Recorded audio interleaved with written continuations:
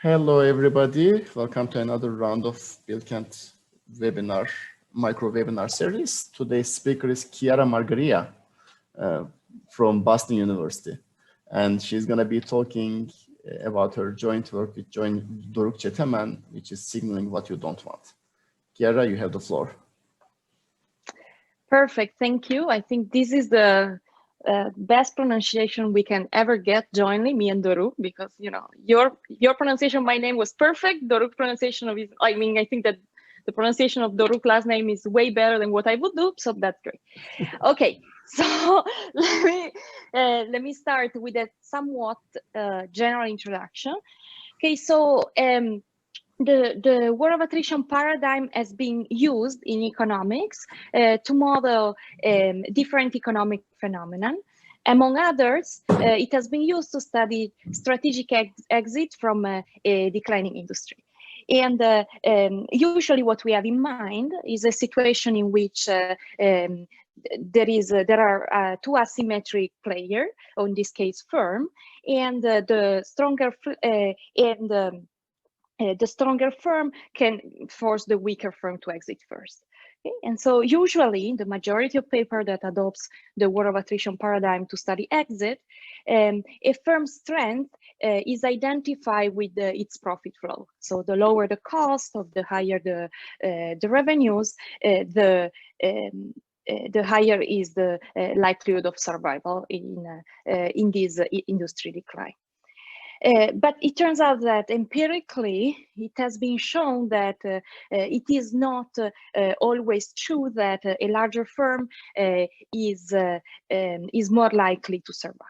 Okay, and so what we're going to do in this paper is, on the one hand, offer what we think is a novel explanation for why this can be observed. And more in general, we are going to propose a war of attrition model with private learning and investigate how this private learning affects the equilibrium dynamics. Okay, let me go and be a little bit more specific. This was kind of a broad overview. As I anticipated, what we do, we model is modeling exit from a declining industry as a war of attrition. The twist is going to be that in our model, firms are going to learn privately over time about the condition of the industry. And as a result, their private information is going to be interdependent, okay, in contrast to a independent private information setup. Within this framework, we are going to show, we're going to first investigate how interdependent private information affects the equilibrium dynamics. And we're actually going to be able to show, to provide a sufficient condition for equilibrium uniqueness. The equilibrium in our model is going to be unique in a strong sense. Is going to be the unique strategy profile that survives iterated deletion of dominated strategy. And to, let's say, to a broad level, the implication of our model are going to be the following. We're going to show that if there is a high degree of uncertainty, that is that neither firm has precise information about the market conditions, then in the unique equilibrium is going to be the firm that has the worst information that we identify with the smaller firm that exits first with probability 1. On the other hand, if the larger firm has sufficiently precise information, we are going to show that in the unique equilibrium, it exits first with probability 1. Okay, so this is somewhat the more applied, let's say, results that we have, and we think this is a way of somewhat tightening the underlying features of an industry to the equilibrium outcome. So, so before going into the model, I'm going to do the following. So here I'm just giving a little bit of an overview of the literature.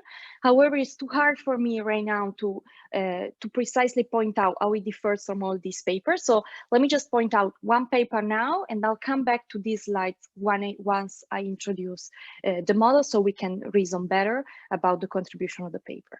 Okay, so the only paper I want to point out here is Food and Berthier. That paper studies exits from a duopoly and assumes that firms' private information concerns their cost. As a result, the private information is independent, and so they show that the firm that is more likely to survive is the one that is the lower cost or the highest profit flow, so to speak. We're going to show that the definition of which firm is stronger in our setup is actually going to be different, and this is going to be our main contribution. Again, I'll come back to these metrics once I introduce the model, if it is okay with everyone.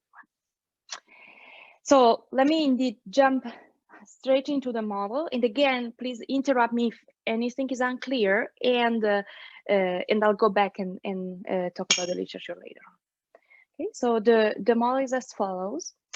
Time is continuous, and we're looking at the duopoly. So there are two firms. They have to decide when to irreversibly exit from a market. Okay, so they have a very simple decision, and exit is irreversible. At any point in time, the market can be in two states. This is the underlying uncertainty. It can be either good or bad. These two states determine the profitability of the industry. You're going to see it later when I introduce Payoff. So we model the industry decline by assuming that initially the market is in the good state, and the market irreversibly transition to bad at the time that is exponentially distributed with rate gamma. Okay, so to say differently, conditional on the market being bad being good at each point in time, the transition rate is gamma. Okay. Let me introduce Payoff so we can make sense of this underlying state of the world. So we assume that while active, each firm incurs a flow cost C and collects lump sum revenue R from each customer. Okay, so let me tell you about the process of arrival of customers. So in a duopoly, the customers of firm I arrive according to a Poisson process with an intensity that depends on the underlying state of the world. So they arrive at a higher rate if the state is good, and a lower rate if the state is bad. Okay, so this is why we interpret the stage as being the good state when the expected profit are higher, the bad state as a bad state where the expected profit are lower. Okay. In a monopoly, however, we assume that the surviving firm gets to serve the customer of both firms, meaning the arrival rate is now the sum of the arrival rate of the two firms. Okay. So, so to summarize, in each moment in time, conditional on the state of the world, the expected profit flow is either the one in the first line, if we are in a duopoly, or the one in the second line, if you are in a monopoly. Okay, so again, the first term is the expected revenue. This is the rate of arrival of customers, and this is just the flow cost. Okay. So great. So let me now tell you about observability formation of the two firms. Yeah, just for clarification, so exiting is also an irreversible decision, right? So you cannot stay inactive for a period. Yeah. Correct. So the decision of the firm, I'm going to be specific about the strategy later, but the decision of the firm is very simple. Is they just decide the time at which they want to exit, and exit is irreversible. Correct. So I'm going to normalize the outside option to 0, and I'm going to assume a common discount rate R. Okay, so again, let me tell you about information. So we're going to assume that the firms do not observe the state of the world, but they observe their own customer. So they learn about the state of the world from observation of their customers. Okay, specifically, we are going to assume that the arrival of customers is a firm private information. So firm I does not observe the arrival of customer of firm J. And last, we assume that exit decisions are publicly observed. As a consequence, this is a model that features private learning, coming from the arrival of customers, but also observational learning, because you observe the decision of the opponent, and so you're going to try and infer something about the information of the opponent from your observation of its action. Okay. Let me also point out right away that our model really assumes then that this assumption is somewhat implicit and is actually standard in experimentation literature, but I think it's still important to point it out here. I assume that the firm that has the larger expected profit flow is also the firm that learns the faster, because customers bring both information and payoff. Okay, and so from now on, I'm going to sometimes refer to the firm that has the higher arrival rate of customer as the large firm. Okay, and so this is going to actually play an important role later on. So I'll come back to this later. Okay, so if it's okay now, I'm going to just, yes, please. So if discount factors were potentially heterogeneous, and if they were also private information, this observational learning would become more tricky, right?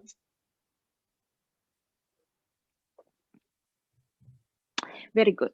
Okay, so yeah, that is correct, because in fact, in this moment, what you're trying to learn about is only the posterior belief of your opponent about the state of the world. But in the case you are pointing out, you would be even trying to learn about, for example, discount rate. On the other hand, you know, a model in which we don't have learning about the state of the world, but we only have learning about, for example, the discount rate, I believe would be equivalent to Fudenberg-Tirol model, where we are learning about the operating costs, because as a matter of fact, you know, yeah, it's some payoff parameters we are trying to learn about. But I can believe that now combining the two types of learning, that I do think that would be quite challenging. Correct. Yep. Yes. Chiara, can I? Yes. So once one of the firms exit this market, is there anything interesting going on strategically, or should I just read this as one of the firms staying is any information, any important information about the state of the world? So yes, okay, very good, very good. Okay, so so there are two things. You derive information both from the fact that both along histories in which your opponent has not exited. We're going to see which kind of information you derive, but you see your opponent not exiting. So for example, in the simpler case in which you're expecting your opponent to use some type of cutoff strategy that is exiting only if he's very pessimistic, if he's not exiting, that's good news, right? For example. On the other hand, you do learn also from the fact that the opponent exits. Once the opponent exits, I'm going to tell you later, but of course, you're just going to update your belief. Now that's a single player problem, but you still update your belief according to Bayes' rule on path. And then you say, okay, so the state of the world is bad, but now I'm a monopolist. Anyway, maybe I want to stay a little bit longer as compared to a situation in which I was a duopolist. But eventually, I may have to exit anyway. That depends on the parameters. Okay? Yeah. Does that answer? Yeah. Thank you. Okay. So yeah, let me just take a moment to go a little bit back to the literature just to place it a little bit. Okay, so I organize here the literature according to two dimensions, whether we have payoff externalities and whether we have public or private learning. So this means that we are falling in this category. Okay, so we have payoff externalities because it's a war of attrition game, meaning that I'd rather the payoff I collect depends on the action of the other player, and we have private learning because again customers are privately observed. As I mentioned before, the main difference with, for example, Fudenberg-Tirol is that the information is correlated in our model because it concerns the underlying state of the world. Okay, so it also relates to the papers that study observational learning in a setup in which we have no payoff externalities. In particular, Morton Valimaki and Rosenberg Solan VA study exit games, which entry and exit games, in their case, they can be equivalently formulated either as entry game or exit game. in which there are no payoff externalities. The difference is also that their private information is somewhat simpler, and so they can use a somewhat well-known decomposition between private and public learning. We cannot quite apply those techniques, but on top of that, because there are no payoff externalities, for example, Rosenberg-Solang MVA can show that any equilibrium are in cutoff strategies is something we can't do because it's a bit tricky. So, and last, in terms of ideas, we are closely related to the seminal contribution of Gemawatt and Nailbuff, and that studies a deterministically declining industry, and to Murto that study a stochastically declining industry with public learning. So these are precisely models that study exit, so the very same problem we do, the main difference being that learning is public. In fact, the first benchmark I'm going to give it to you is one that is related to Murto's paper. So the modeling choices are different, but the idea is the same. Murto shows that whenever the equilibrium is unique, it is going to be the smaller firm that exits first from the industry. Okay, and so that is going to be our benchmark, because we show that actually in our model, a firm's strength is not only determined by the expected profit flow as in Murto, but also by the signaling consequences of its action. So I'm going to repeat this later on when I give you the first result. Okay, so if there are no questions, I'll go back and conclude the presentation of the model. Yes, please. Okay, can I ask? So in the very early slide, in the empirical motivation that you gave, you say that there is some documentation of larger firms exiting earlier.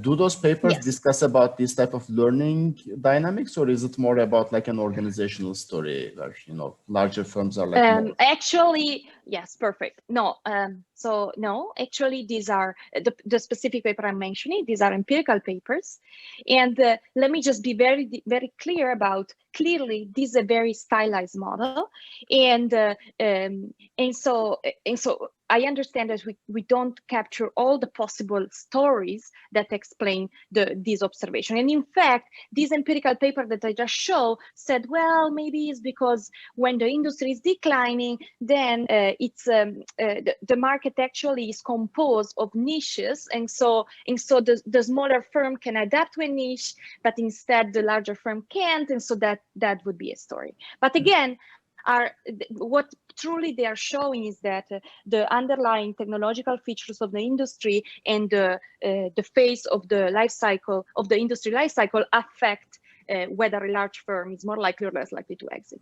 And so we believe that the story is somewhat novel, but we don't know of any empirical test of the story yet. Okay. So, okay, great. So let me introduce an assumption, and then I'll define strategies, and so then we can move on equilibrium analysis. Okay, so for the talk, I'm going to take this assumption. I'm going to assume that customers can only arrive when the state is good. Okay, I'm going to look at an asymmetric setup, as I kind of hinted at before, meaning I'm going to assume that condition on the good state, the rate or arrival is different across the two firms, but condition on the bad state, both firms don't observe any customer. That is, this means that whenever you observe a customer, that is what we call usually a conclusive good news, right? So if I observe a customer, I know that the state of the world must be good right now, for otherwise I wouldn't have observed. In the paper, we can actually generalize this, but we still want to assume that in a duopoly, condition on the state being bad, you are incurring losses. So to make it ever optimal to exit. Okay, so I'm gonna just explain the generalization just in one slide, but most of the talk I'm gonna focus on conclusive news because it's the most intuitive way of explaining the proofs. So let me just conclude the presentation of the model talking about strategies, and then I'll move on to equilibrium analysis. Okay, so in this model, as we discussed, actions are very simple. It's just firms are just going to decide when to irreversibly exit. So a strategy is just a stop in time that must be measurable with respect to the information that a firm has. The information comes from their own customers. I'm going to denote with NIT the process of arrival of customers. So this is the point process, taking values in the integers, and whether and when the opponent has exited. Okay, and so then given the two strategies, the payoff is just going to take the following form. Each firm collects payoff from time 0 up to the time at which it exits. And the payoff are going to depend on whether the other firm is still active or not. Once the other firm exits, then the firm I will also receive customers at a rate equal to the rate. So it's going to receive customer at rate equal to the sum of the two rates. Okay. So we're going to study perfect Bayesian equilibrium of this timing game. Okay, so so now let me make a remark about equilibrium strategies. As I mentioned before, once firm J exits, firm I is going to update its belief about the underlying state of the world, but now it's clearly just going to be facing a single agent stopping problem because firm J cannot come back. Exit is irreversible. And so it's just going to proceed in any equilibrium, it's going to proceed and adopt the optimal policy in this continuation stopping problem. Okay. Now, because of this, in the remainder of the talk, I'm just going to talk about the behavior that the strategy prescribes along the history with no exit. Okay. So now, in principle, I should also talk about what happens after off the path exits. Okay. However, it turns out that because in our game, the payoff that you collect upon exit does not depend on the continuation play of your opponent, these off-path beliefs play limited role. And so I'm just not going to talk about them. In fact, this is one of those games in which PB and Nash equilibrium outcome coincide. So we just are not going to talk about off-path belief. Okay, so if something is unclear though at any point in time, I'm happy to answer any question. Okay, so if there are no further questions, I'm going to proceed and I'm going to give first a benchmark, and then I'm going to go about doing equilibrium analysis. Okay, the first benchmark that I want to give is a benchmark similar or in the spirit of Murto's paper. Okay, is a public learning benchmark. Okay, so it's just going to be, I'm just going to present this slide.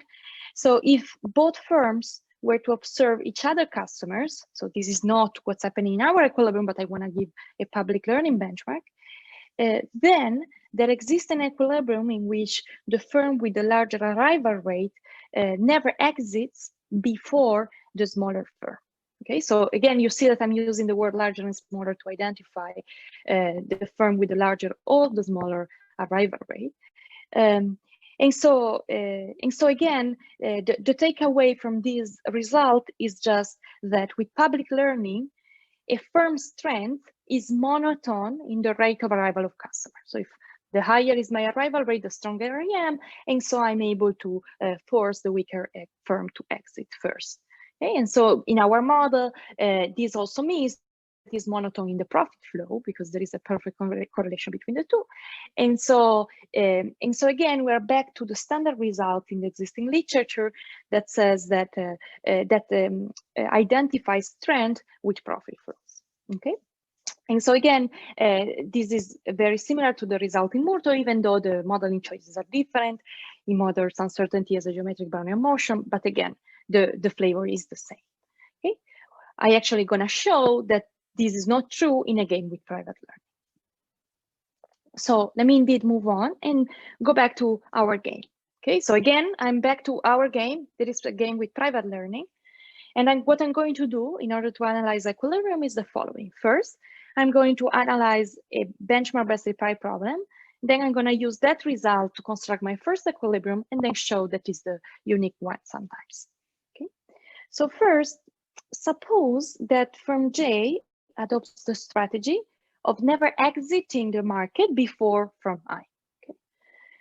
So then the best reply problem of firm I is very easy. It's a single agent optimal stopping problem because firm I knows that firm J will never exit before it.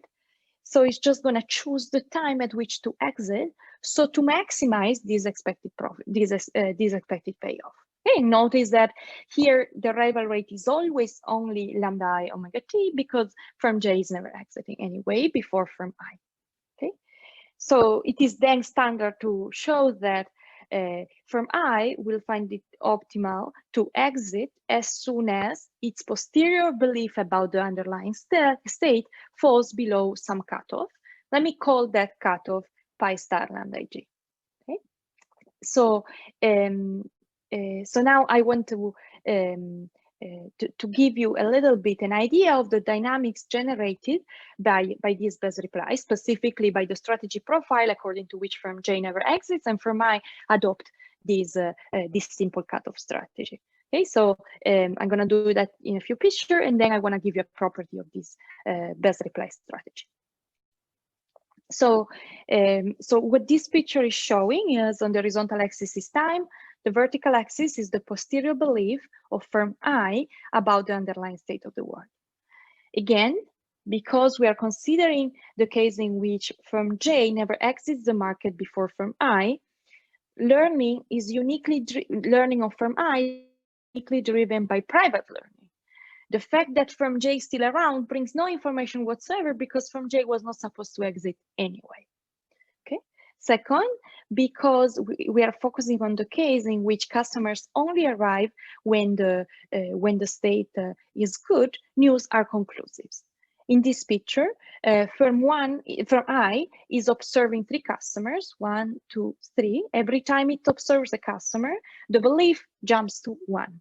Okay. Again, this occurs because customers arrive only in good state, and so observing a customer is a conclusive good news. Okay. Because the underlying state of the world transitions, as time goes by without observing any customers, the belief of firm I decreases. Okay. And in this illustration, so this is the cutoff belief that I defined before that characterizes the best reply. And so, for example, in this realization, firm I would exit at this point in time because this is the first point in time at which its belief hits the cutoff belief. Okay. So now notice that because the belief is the evolution of the belief is uniquely driven by private learning and news is conclusive, this means that the time that has passed since last observing a customer is a sufficient statistics for firm's I belief about the state of the world. That is, all that matters at each point in time is when was the last time at which a customer was observed. Okay, so this means that I could have alternatively described the best reply by using by giving you the amount of time that it takes for the belief to go from 1 to the first exit time. Okay, so let me say it again. Another way I could have described the best reply would have been saying firm I exits as soon as no customer is being observed for an uninterrupted amount tau star lambda G. And so, so now I'm gonna, in the next slide, I'm gonna give you a property of this tau star lambda G. I'm gonna talk a lot about that in the talk. So I have a name for it. I usually just would call it the first exit time.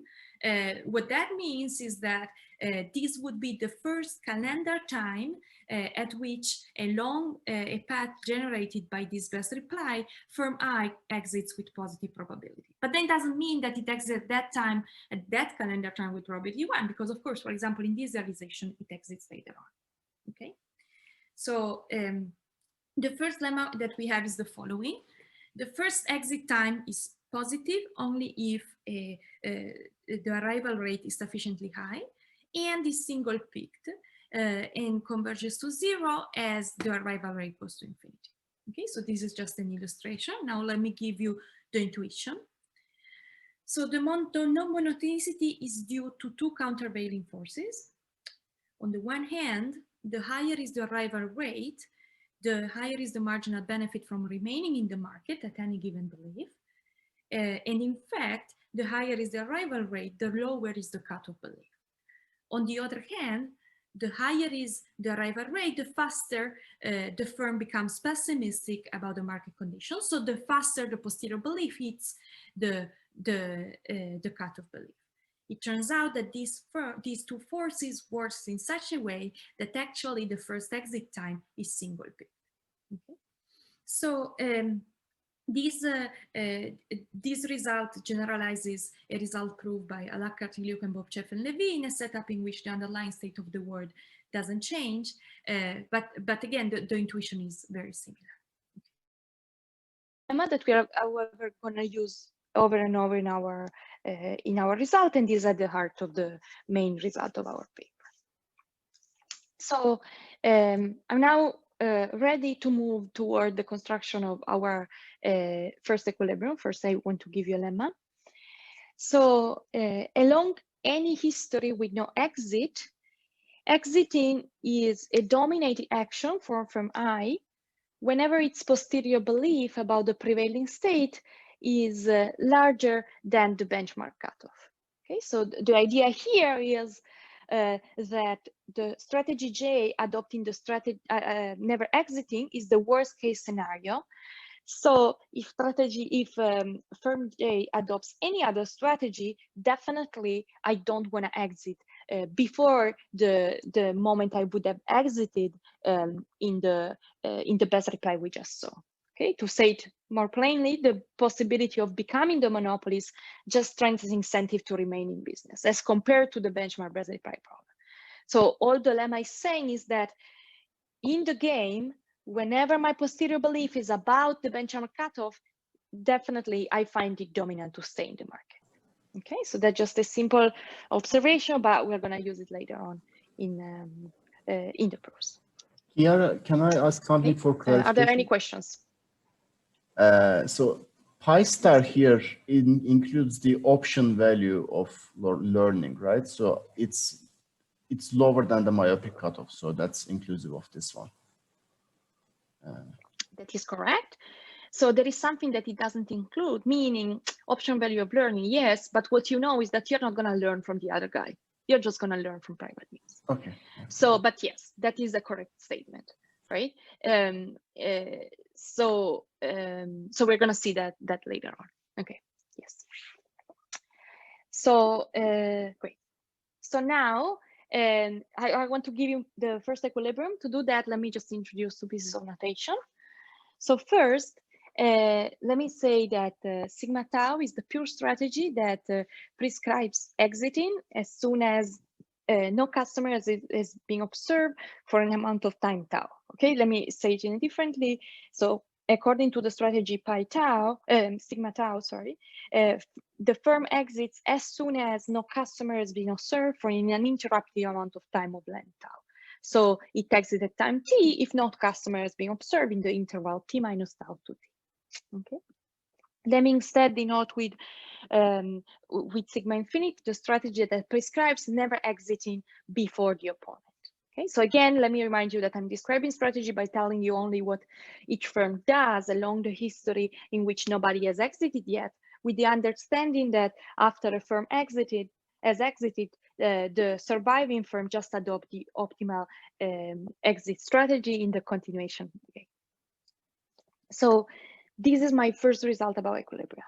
Okay, if the first exit time of firm 1 is larger than the first exit time of firm 2, then we have an equilibrium in which firm 1 never exits before firm 2, and firm 2 exits first with probability 1, and in particular adopts the best reply we just described before. That is, adopts the strategy of exiting as soon as it hasn't observed any customer for an amount of time of length tau star lambda to j. Okay, so now to actually try and convince you that this is an equilibrium, let me first of all notice that by what we've just done, we know that firm 2 is best replying to what firm 1 is doing, because firm 1 is adopting the strategy of never exiting first. We just computed that the best reply of firm 2 is precisely this strategy. Okay, now I want to convince you that the strategy that firm 1 adopts is actually a best reply to the strategy of firm 2. Okay, I'm going to try and convince you of this in a couple of pictures in the next slides. Okay, so please do feel free to interrupt me because like the dynamics of in those pictures is the same as the one we're going to have in the proof for the main theorem. So I want to make sure we are all on the same page. Okay, So first, I want to, let me just choose parameters so that this premise of the proposition holds. Okay, so I want to choose lambda1, lambda2, and lambda2g so that this is actually true. Okay, and so I'm choosing parameters so that that is true. So let's just double check that this picture makes sense. What I'm plotting here is just the evolution of belief based only on private learning. And I'm saying, well, according to the parameter I've chosen, the first exit time for firm 1 would be this one, and the first exit time for firm 2 would be this one. So that's actually holds. Okay, so now let me plot just an hypothetical trajectory of firm's belief along a path generated by this strategy profile. Okay, so again, firm 1 is adopting the strategy of never exiting first. Firm 2 is adopting the strategy of exiting as soon as it doesn't observe a piece of news for an amount of time, tau star lambda 2g. Okay, let me start first with firm 2. Firm 1, again, is adopting the strategy of never exiting. Also, this is what I'm trying to do is convince you that firm 1 is best replying. Okay, so, but now this means that the evolution of belief of firm 2 is uniquely driven by private learning. Okay, so so again, as before, in this case, I'm giving you a possible trajectory in which firm 2 has observed 1, 2, 3 customer and exits at this calendar time, because this is the first time firm 2's belief hits the cutoff belief. Okay, so again, the belief of firm 2 is uniquely driven by private learning that we already saw. Now, let me talk a little bit, though, about the evolution of the belief of firm 1.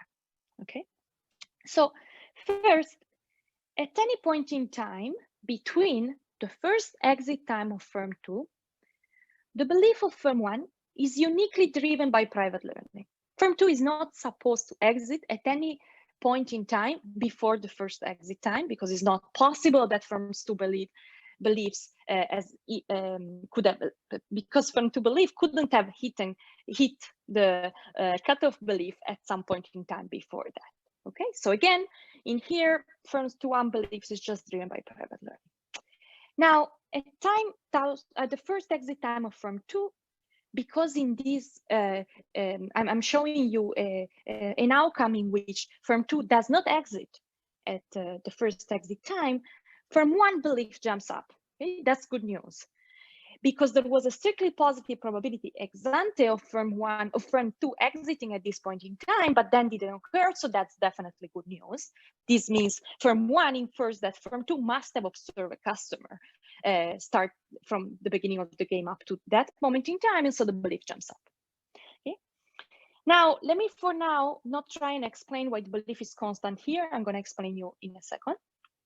So let's just now notice that at this point in time, firm 1 observes a customer, fine. So again, its belief jumps to 1, news are conclusive.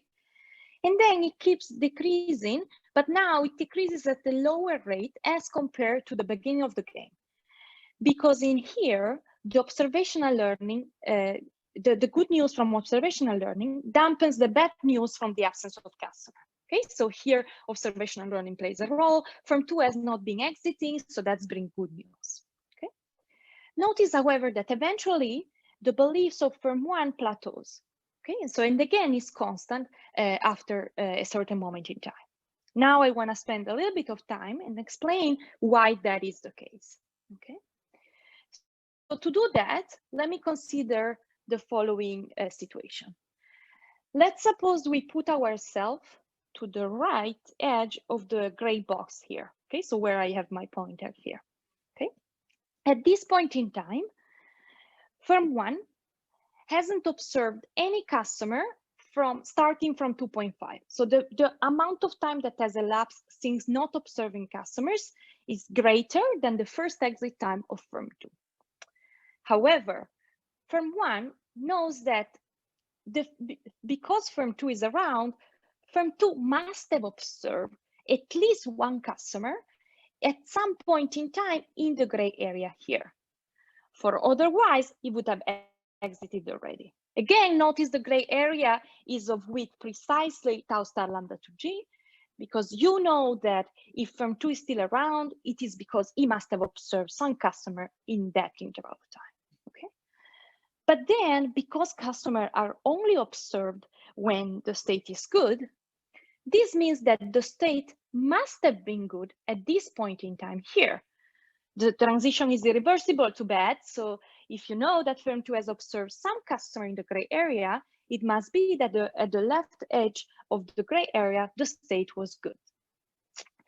But this means that the absence of customer from 2.5 up to the left edge of the gray area is not informative. The fact that firm 1 hasn't observed anyone in there is just bad luck, but you shouldn't really take into account once he tried to compute his posterior belief about the state of the world. To say differently, firm 1 is discarding part of its private information in computing its posterior belief, because the fact that firm 2 has somewhat fresher news is making that part irrelevant. Okay, so let me say differently, the information that firm 1 has here is indeed, to the extent that the inference is concerned, identical to the information that it had at that point in time. The only thing he knows is that he hasn't observed any customer in the last amount of time of length he star lambda 2G, and firm 2 is still around. It actually had the very same information here. And so that's the reason why the belief is constant. And this is the same reason why the belief was constant over there. Okay, so this was a long way of claiming it. So yes, please. Here, is there anything special about 0.5, or depending on the parameters, this P1T where it plateaus can be anything? So it's actually, no, yes, also it looks like it's 0.5, but it is not 0.5. Ah, okay. So no, okay, so you have to compute it, but no. So yeah, no, it's not. Okay, so but it is true that I can compute this only knowing the first exit time of firm 2 and then the 2 rate of arrivals, and then it's easy to compute. Okay, but the crucial takeaway is that the belief of firm 1 along any history never goes below that plateau. Well, it goes here, but never below that. And in particular, is always bounded away from firm 1 cutoff. But this means that it's always dominant for firm 1 to remain in the market. And so in particular, it is the best reply for firm 1 never to exit before firm 2. Okay, so hopefully that was a long way of explaining it, but hopefully I convince you that this is actually an equilibrium. Again, it is the best reply for firm 1, never exiting before firm 2. Okay, let me point out right away here. Notice that in here, I was assuming that firm 2 was the larger firm, so to speak. It has a higher rate of arrival of customers. So this is indeed an example in which there exists an equilibrium in which the larger firm exits first with probability 1. Okay, so the main takeaway is that now that we have private learning, the strength of a firm is determined by the signaling consequences of its action, okay, not only by the expected profit flow. Okay? And there is an easy corollary that comes from the fact that we have this non-monotone first exit time. It tells us that for any rate of arrival of firm 1, provided that the rate of arrival of firm 2 is sufficiently high, then there exists an equilibrium in which firm 2 exits first with probability 1. Okay, but now what I want to do, I want to actually provide sufficient conditions for this equilibrium to be the unique one. Okay, and this is what I'm going to be doing in the next slide. So if there are questions, please interrupt. So, okay, so this is our main theorem. Okay, so first, for any rate of arrival of firm 1, provided that the rate of arrival of firm 2 is sufficiently high, then in the unique equilibrium, firm 2 exits first with probability 1. Okay, so the part A of the theorem is giving us sufficient conditions for the larger firm to exit first in the unique equilibrium of this game. Okay, so part B is instead saying that is instead going to give sufficient conditions for the smaller firm to exit first in the unique equilibrium of the game. Specifically, we say that there is a non-empty set of pairs, lambda 1g and lambda 2g, such that firm 2 is the small one, so lambda 2g is less than lambda 1g. And firm 2 exits first with probability 1 in the unique equilibrium of the game, provided that either the revenues are high enough or the cost is low enough, and the discount factor and the transition rate are high enough. Okay, so the sense in which this is a stronger result, because I don't need to play with parameters at all, this is a slightly weaker result. I'm going to explain you why that is the case. And to just be a bit more precise, I just state the theorem so that what truly is saying is that in either case, the unique equilibrium is this one, is an equilibrium in which firm 1 never exits first and firm 2 adopts the cutoff equal to the first exit time. The difference being, again, that firm 2 is the large firm here and is the small firm here. Okay. So if there are no questions, I'm going to now go and explain a little bit the proof of this theorem. Okay. Chiara, Yes? I guess one question is like, how large is lambda g bar 2 compared to lambda g1? Is it like becoming unboundedly large, or is there a certain rate? Yes. Okay. So I don't have a super precise answer, but let me show you this picture that hopefully clarify. Okay. So this is just an example for certain parameter. Let me explain the picture. Okay. So the gray area here is identify the beginning of that set for which the large firm exits first with probability 1. Let me first say what is on the axis because it's a bit confusing. I'm putting the rate of arrival of firm 2 on the horizontal axis, the rate of arrival of firm 1 on the vertical axis. Okay, so this is the 45-degree line. So if I'm here, this means that firm 2 has a higher arrival rate.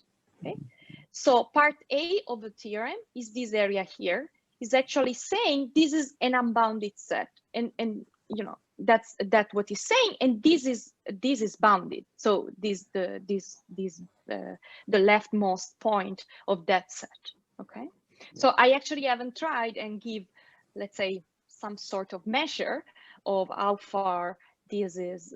So how far this is from the. So yeah, so like what is the ratio, say, between lambda 2g and lambda 1g, but you know, just this simulation would tell you that there's nothing that is blowing unbounded here. And crucially, what it's saying is that this set is unbounded to the right. Okay, there is a sense in which instead theorem, so in this theorem A, theorem B was weaker already in the statement. Wasn't saying like I just need to take lambda 2g high enough. Was saying there is a non-empty set, and in fact in this picture this non-empty set is quite small and is actually bounded. So here you don't see that it is bounded, but it actually is. Okay, and so in this sense, if I had one could argue that in any let's say sense in which you want to say which equilibrium is more likely, if you were to push me, I would say, well, this equilibrium is more likely because if I would just randomly pick parameters, this would be more likely. On top of that, this set may even be empty for some parameters. And in fact, here I've chosen C, R, and gamma so that this set is not empty. And I gave you, and in fact, this was the sense in which that statement was weaker. Okay, and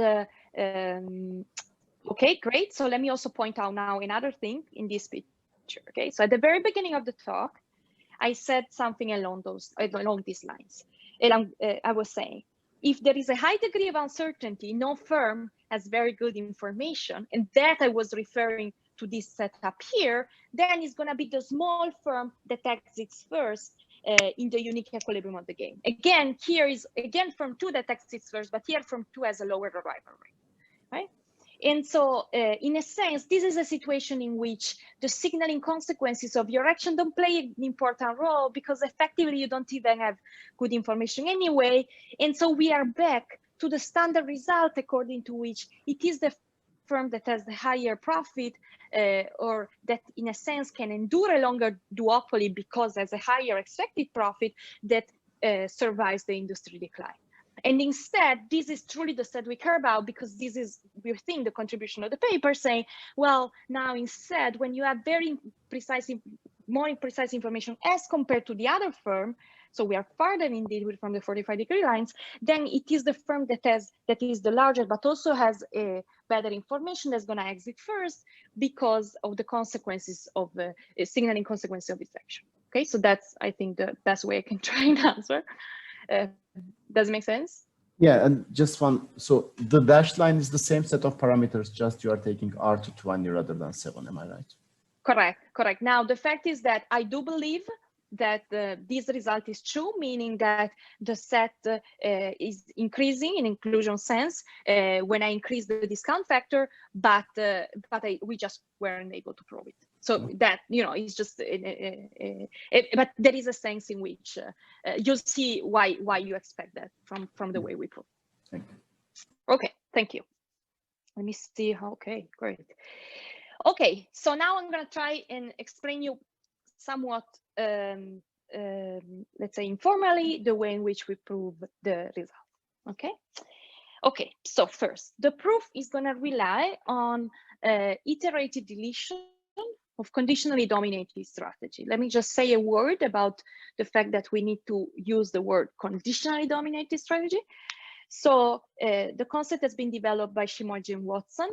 They noticed that the standard concept of dominance has little bite in an extensive form game.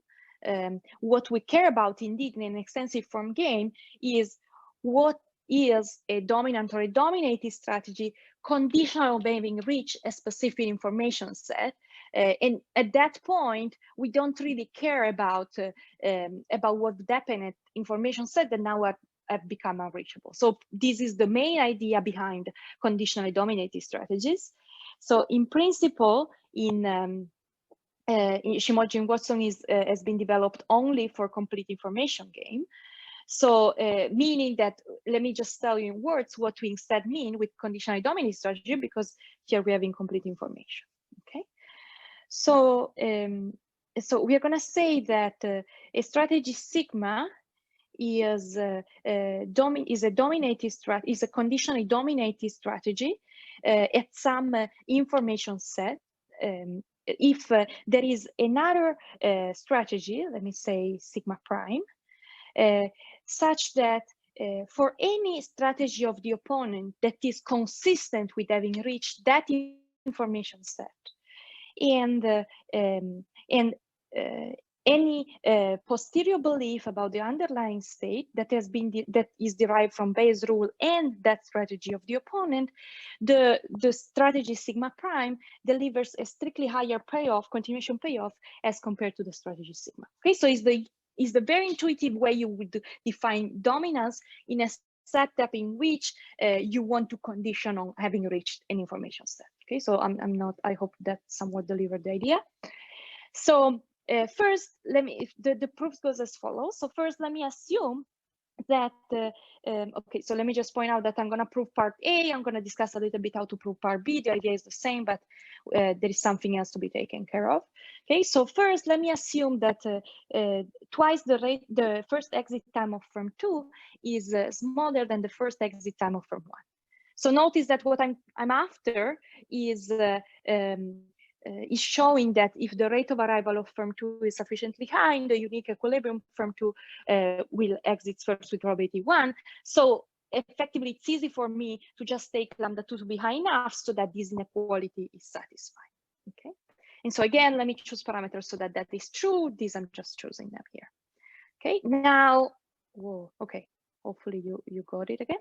Okay. So now. Let me remind you that along any history with no exit, exiting is dominated when your posterior belief is larger than the benchmark cutoff. Okay, and so a first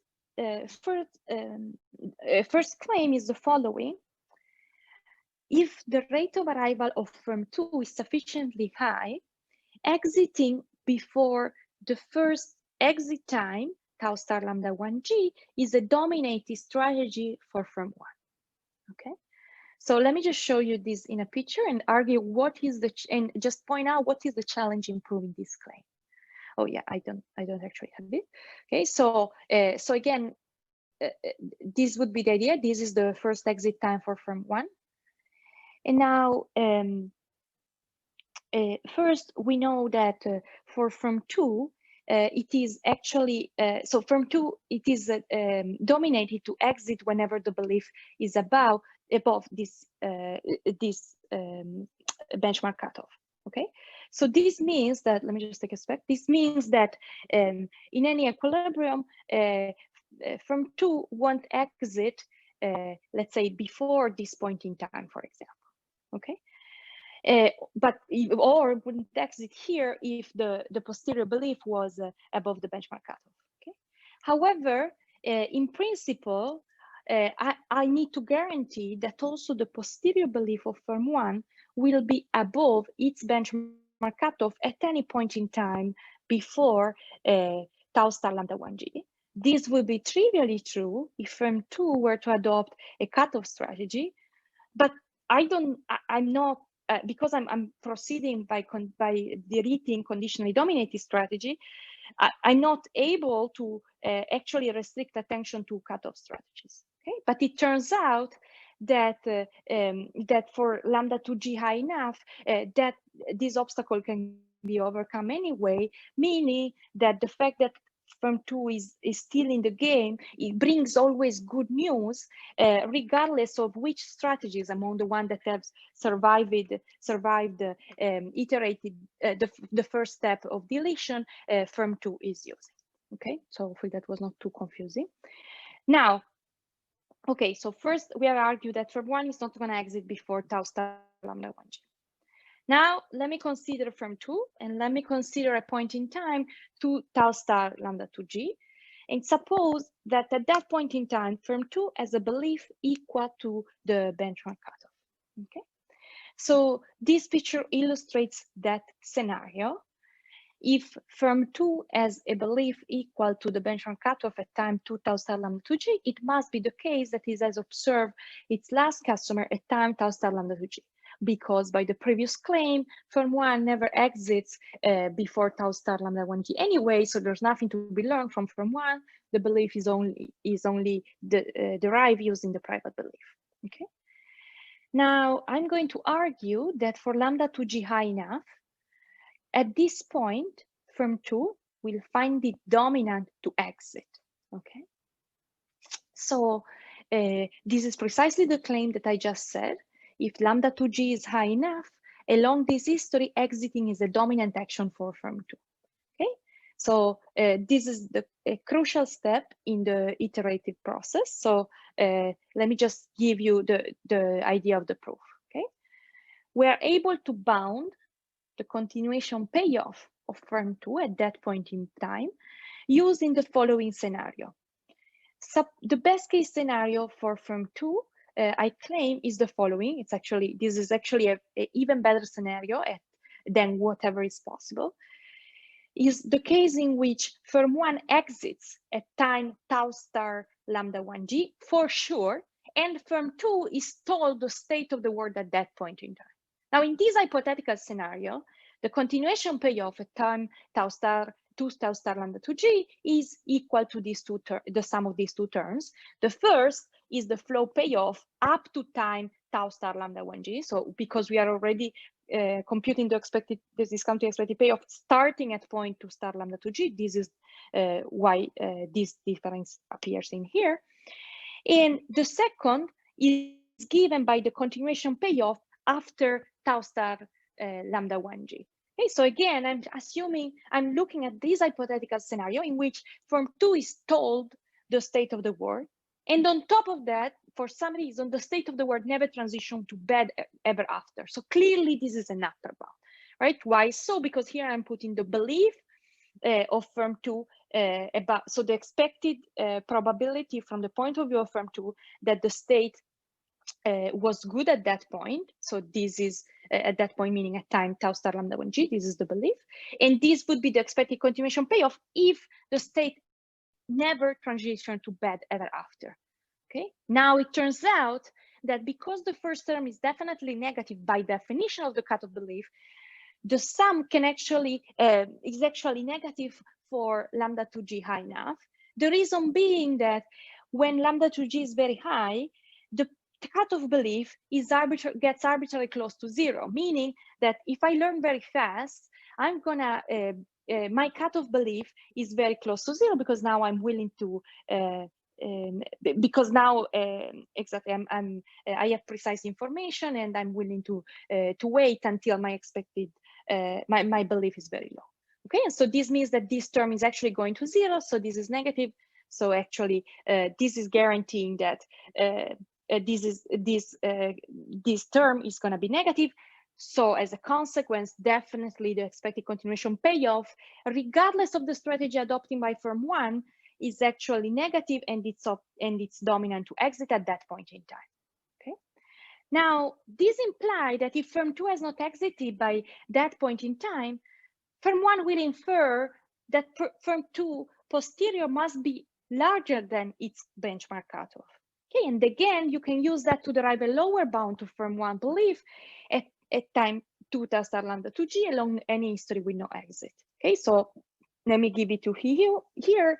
What I'm saying is that at this point in time, because firm 2 has not exited, I can derive actually firm 1 must infer that firm 2 has some information. Notice that I'm doing this without specifying the strategy, the precise strategy that firm 2 is using.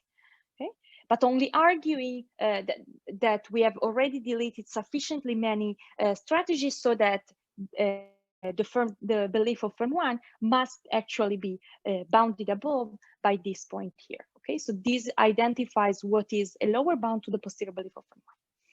So now this is the way you derive the lower bound on the belief. But now that I have a lower bound on the belief of firm 1, gives me also this tells me also that firm 1 will find it dominant to remain in the market until a certain point in time that turns out to be tau star lambda 2g plus tau star lambda 1g. Okay, so again, this is saying that once you take into account the fact that firm 1 posterior belief in any equilibrium is above a certain bound, and this is the bound we derive, then you also know that firm 1 will find it dominant to remain by the lemma I gave you at the very beginning of the talk. Okay, so now this means the following. So, and here is where the recursive argument comes in. Okay, so this means that at time 3 tau star lambda 2g, the problem faced by firm 2 will actually be identical to the problem that firm 2 was facing at 2 tau star lambda 2g. Okay, so let me show you this in a picture. Okay, if I again put myself at time t tau star lambda 2g and I think about the case in which the belief of firm 2 there is equal to the cutoff belief, by the very same claim I just gave you before, firm 2 is going to find it dominant to exit. Okay, why so? Because the problem, from the point of view of the firm 2, the problem going forward is pretty much the same, meaning that it definitely knows that firm 1 is not going to exit before this point in time. So the distance between the two is actually equal to the distance that we had before.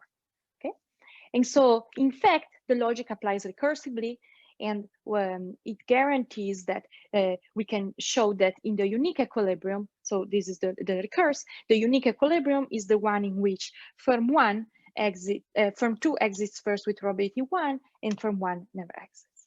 Okay, so great. Okay, so now let me just stop here if there are any questions. Chiara, can you show the equation where you sort of prove that for firm 2 it's dominant strategy to exit that step? Yeah, this one. Very good. Let me read. You want me to read again because I went a bit fast. Okay, so the point is that you are at time 2 tau star lambda 2g. You are at that point in time. You know that firm 1 is not going to exit before tau star lambda 1g. Okay, so in the intervening amount of time, you know that you're going to get this flow payoff. Okay, so this is your belief that the state is good. By assumption, at time 2 tau star lambda 2g is equal to the cutoff belief, but as time goes by, this is the probability that the state hasn't changed yet. So, and then here is the rate of arrival of customers in that case, and this minus c. This is negative by definition, because as you pointed out before, the cutoff belief is definitely lower than the myopic belief. So it will be equal to 0 at the myopic belief, but we know that the cutoff belief must be lower than that because of the option value. So this is definitely negative. No, this is less than 1, so great. And now let's think about the continuation payoff. Okay, so here I'm bounding the continuation payoff. Suppose that at time tau star lambda 1g, firm one exits for sure. Okay, so now my arrival rate is going to be the sum of the two. Okay, but here I'm putting g, but eventually the state is going to turn bad anyway. On top of that, it might have turned bad already. So what I'm saying is, at that point in time, you're going to be told whether the state is good or bad. If it is bad, you're going to exit for sure because you know that you're not going to receive customer ever after. If it is good, and the ex ante probability that the state at time t star lambda 1g is good is this here, because it's just given by your initial probability multiplied by the probability that it didn't transition, then you have an expected continuation payoff. That's actually not this one, because actually the state may transition to bad after. But indeed, this is an upper bound, so it's fine. Okay? So now there is one thing that I was a bit fast on. And now what I'm doing is I'm looking at the limit as lambda 2g gets higher. Okay, what's happening? Yeah. What's happening is that this pi star is going to 0. And this is negative, fine. But then I say, oh, but also this is going to 0. And now you may say, well, Chiara, but it's true that goes to 0, but there is here a lambda 2g that goes to infinity.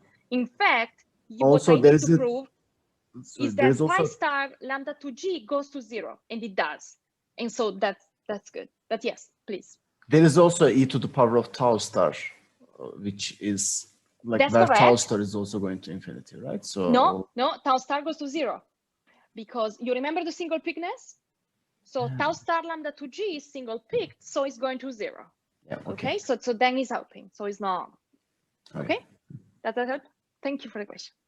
Okay, so let me just, I'm using badly my time. So let me just sketch an idea of, just point out what are the challenges with the other part.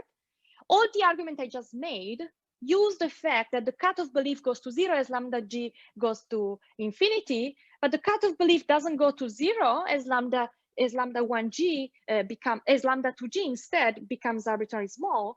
So meaning I cannot be the computing that bound is a bit more challenging, and in fact what matters is also, this is why I need to play around with the discount rate as well, because the firms must be sufficiently impatient for the result to hold. Okay, and so yes, so that's just the main challenge. That's why the two results are somewhat non-symmetric. Okay, so let me just spend a second on the takeaways, and then I'll give you some more results we have. Okay, so we see the main takeaway as follows. We say that in our model, a firm I has a signaling disadvantage if the first exit time is smaller than the first exit time of the other firm. And now we have just shown that if this signaling disadvantage is large enough in the unique equilibrium, firm I exits first with probability 1. There is another way of putting it that is a bit just being a bit reminiscent of what we know from strategic experimentation literature. We may say that in our model, private learning generates a discouragement effect. What I have in mind here is the opposite of encouragement effect in Bolton and Harris. So I don't quite have in mind the context meaning of discouragement effect, but so the idea is that firm I would be willing to stay in the market at a belief below the single agent cutoff, single player cutoff, if it expected to eventually become a monopolist. The problem is that in this model, continuing operation makes the opponent more optimistic and only delays its exit. So then this means that firm I, anticipating a longer duopoly, is discouraged from remaining in the market. Okay, so this is why we have this title, signaling what you don't want, because truly firm I would like to be able to signal to firm J that it has very bad news, but there's no way of signaling that it has very bad news, but exiting. And this is not actually what you want to do. Okay. So this I already say, so I think I only have 4 minutes, so I'll just talk about this. Is that correct? It says you have more than 4 minutes. You have 14 minutes actually. So 14, great, very good. So I'll go a bit slower. Okay, so this I already said. There is, as I said, but let me repeat it once more. The idea is that we could say that our model predicts that if there is a high degree of uncertainty, then both firms have little information about the market conditions, and that is that both have little information, so then the small firm exits first. So in a sense, the model predicts that is the firm with the lowest profit flow that exits first, that is in line with some of the empirical literature. But on the other hand, that I mentioned before, as shown by other literature, sometimes it is not true that is the smaller firm that exits first, and we've shown that one possible mechanism is coming from the fact that the firm with the sufficiently precise information has to deal with the signaling consequence of detection. And so in particular, it cannot help but signaling to the other firm. And so as a result, is going to be the one that exits first in the unique equilibrium. Okay, so now I gave you sufficient condition for uniqueness, and they concern, let's say, a sufficient degree of asymmetry. So it's a natural question to assume whether we ever have equilibrium multiplicity, and yes, we do. In fact, if the two first exit time are sufficiently close, then both have an equilibrium in which the firm 2 exits first, and both an equilibrium in which firm 1 exits first with probability 1. Okay, and not surprisingly, when you see that, as one would immediately, let's say, guess, multiple mixed equilibrium exists. Now, characterizing mixed equilibrium in this game is quite complicated. What effectively we do, we at least check that they do exist. So we characterize a couple. So let me just say to what extent our results generalize to the case of inconclusive news.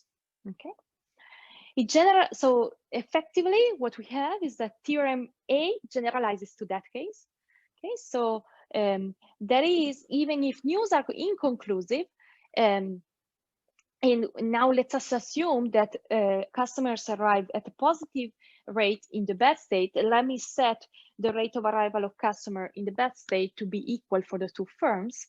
Then we again have that in the if the rate of arrival of firm 2 is sufficiently high in the unique equilibrium of the game, firm 2 exits first with probability 1.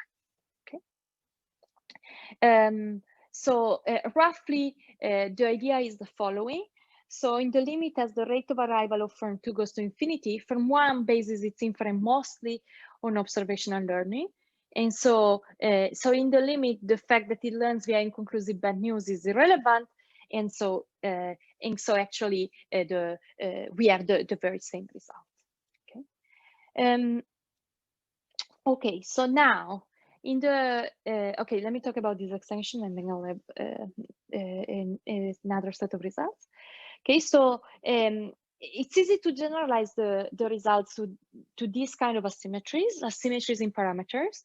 But again, this is, I'm assuming that the discount, for example, the discount rate is different, but is common knowledge. So another thing would be generalizing it to a situation in which we're actually also learning about the discount rate.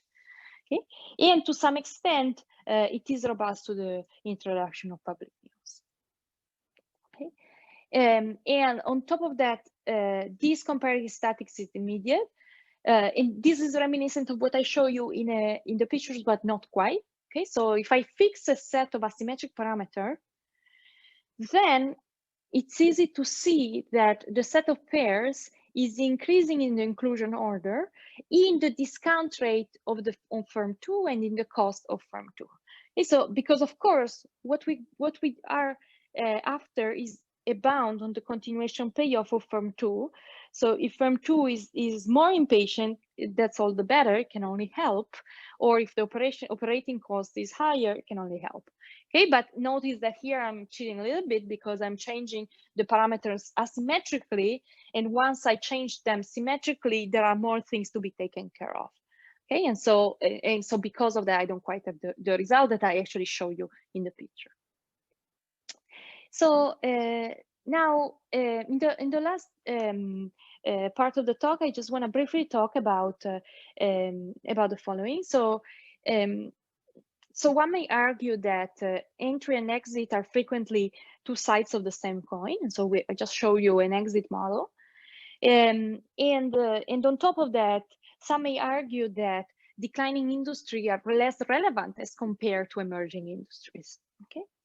Now, while we don't have, while I cannot say that, so we wrote a model as an exit game. So this is the setup for which it has been, let's say, we have written down the model. Nevertheless, it turns out that the model is equivalent to an entry game, provided that we impose a specific set of parametric restriction on the entry game. And we believe that there is still something to be said, meaning that it is our results actually have something to say or offer insights into an entry model. Okay. And so, in particular, we are thinking about a model of entry in a disruptive technology. Some of you may be familiar with, so the word disruptive innovation has been introduced by Christensen, this author, in a famous book, The Innovator's Dilemma. Okay, so what I'm gonna do now is I'm gonna give you an equivalent model.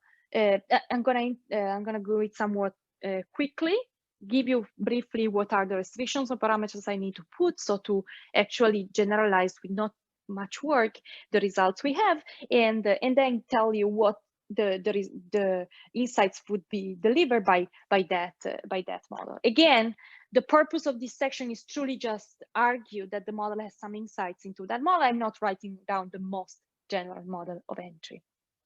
Okay, so the idea is similar. So again, I'm after an equivalent model. So I'm going to assume that there are two firms. They decide when to enter an emerging market, and at the same time exit from an established market. I'm going to assume that the new market is initially unprofitable, irreversibly become profitable at some rate. Okay, so then, and now I'm going to assume that before investing, firms receive news signals about the profitability of the emerging market. And now in this case, I assume they are conclusive bad news. Okay, meaning that if I observe that the rate of arrival of news in the good state is equal to 0, the rate of arrival of news in the bad state is positive. Okay, so in terms of payoff, I'm going to assume the following. I'm going to assume that operating in a new market yields a certain flow profit that is independent on the market structure, but depends on the underlying state of the world. Again, I'm assuming initially the new emerging market is unprofitable and becomes profitable at some rate. Staying in the established market brings profits that depend on the market structure. So being a monopolist is better than being a duopolist. Okay, and I'm going to assume that the profits from the emerging market are higher if the state is good, are lower if the state is bad. Entering the emerging market is better than staying in a duopoly, but enter in the good state, but is worse in the bad state. Okay, so that's the framework. You see that there is a lot of, let's say, symmetry, or so this is really I'm trying to do the mirror image of the model I had before. And now I'm going to assume the following. Okay, so these are the rest. So this, in fact, goes to what I was saying before. This is not going to be the most general exit model, entry model that I can write. I'm going to assume that the firm that profits the most from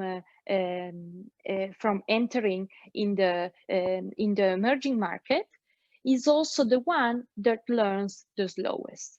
Okay, so say differently, is a firm, if a firm has a higher arrival rate of news, then it will also benefit the least from entering the emerging market. So that's essentially what I'm assuming. Okay. So there is an easy story to motivate this, and this is a story that somewhat comes with these studies of emerging innovation. The story being that the firm that is better positioned in the established market is also a firm that has good access to information about the innovation, but investing in the emerging market comes at a cost of comes at a higher cost because it cannibalizing its existing business. Okay, so the idea I have in mind is, and this is in fact the, let's say, the typical examples in this literature, it's say Kodak. Kodak was established, it was the firm that was better positioned in the in photography.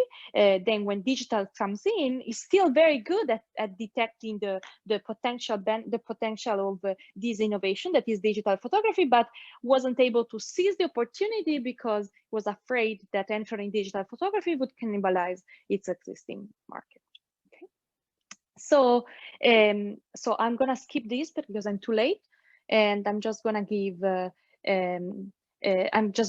result of the equivalence. Okay, it turns out that by the very same result we had before, one has to check the equivalence, but we would have the following prediction.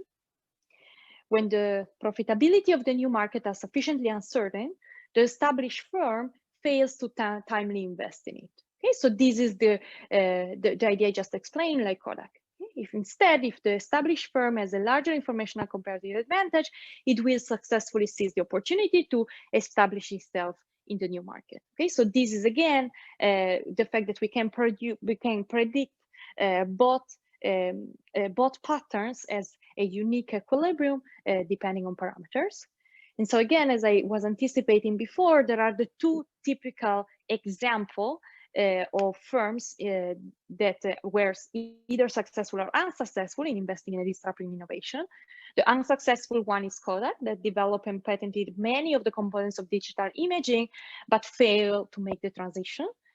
And the successful story is IBM, which instead dominated the mainframe market, but was actually able to successfully enter the PC market because it had actually good information about this innovation. Okay, so again, we have in both cases, it seems to be reasonable to assume that these two firms are the one that that have access to better information about innovation, and yet gain the least from entering the new market.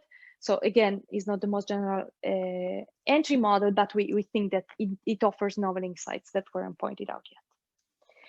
So great. So let me conclude. So as I hopefully conveyed, so we develop a war of attrition model with private information, specifically interdependent private information, and we study the implication of interdependent private information on the equilibrium dynamics. We provide sufficient conditions for a unique equilibrium, and we show that intuitively a signaling disadvantage determines which firm exits first.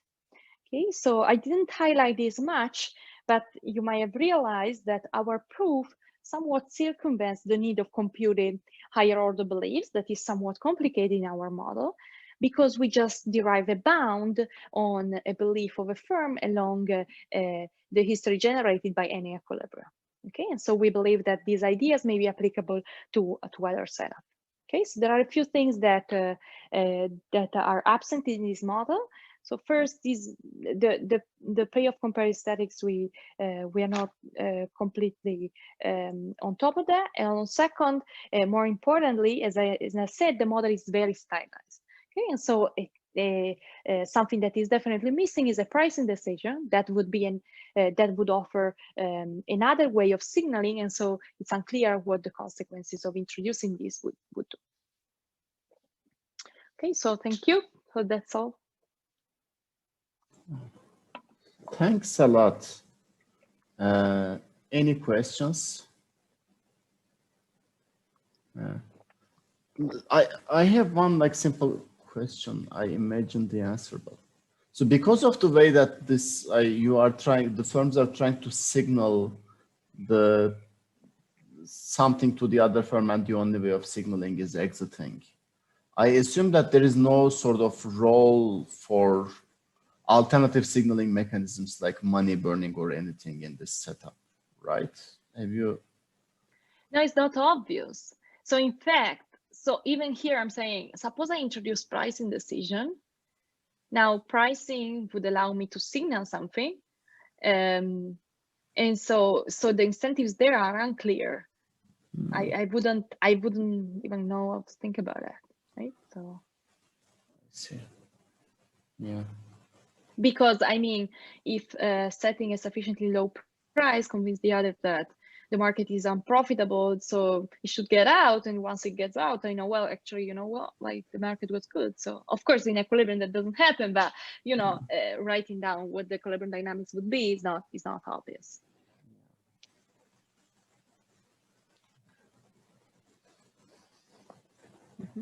Any other questions? So I wanna finish by saying that I received a private message from the chat saying that at the beginning of this presentation, I actually managed to mispronounce Doruk's surname. So your saga continues. No, because when you said that, I was like, oh my God, so I've been pronouncing it wrong all these talks. And so I was like, okay, so that's why I said that, because I would say Doruk Cetemen. And then you say you pronounce it differently. I'm like, okay, so I'm wrong. In all fairness, I think the way that you pronounce it is also wrong, but I was wrong as well. Very good. What's the way? So can someone pronounce it correctly? I refuse to do that. It's just, this is just gonna go on forever. I believe Arda's mistake is about the first letter. Yeah. The first letter, whether it's Ch or J. I guess it's J, right? I think it's a J. I assumed it was a J. Yeah. It's with, so yeah. Don't worry. Okay. No, it's bad because I mean, like, okay, so I'll investigate. All right. But, you know, like all the joking aside, I think it was a great presentation. Thanks a lot for taking your time to give this presentation. We really appreciate. Okay, thank you for inviting me. Thanks for the opportunity. Yeah. Thanks. Bye. All right. Thanks a lot. Have a good day. Bye. Bye. Bye.